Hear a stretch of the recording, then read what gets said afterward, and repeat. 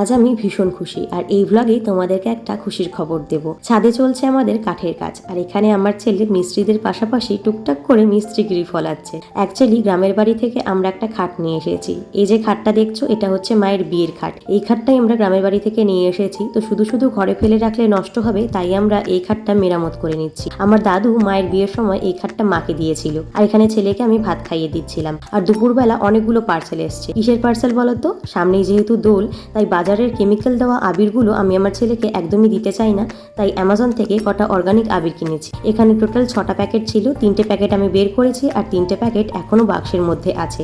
আর এর সাথে একটা মিন্ত্রা থেকে আমরা পিচকারিও কিনেছি। এই পিচকারিটা দেখতে অনেকটা বন্দুকের মতো আর এটা দিয়ে বাচ্চারা খেলতে ভীষণই মজা পাবে আর নতুন ধরনের একটা জিনিস। আর এর পাশাপাশি কিন্তু আমাদের সমস্ত ঘরগুলো খালি করা হয়ে গেছে আর ঘরে নতুন আসবাবপত্র ঢুকবে। এবার বলি কেন, অ্যাকচুয়ালি দিল্লি থেকে আমার বর ফাইনালি বাড়িতে চলে আসছে আর এখন ও বাড়িতেই থাকবে, তাই আমি এত খুশি। ভিডিওটা ভালো লাগলে লাইক করো। বাই।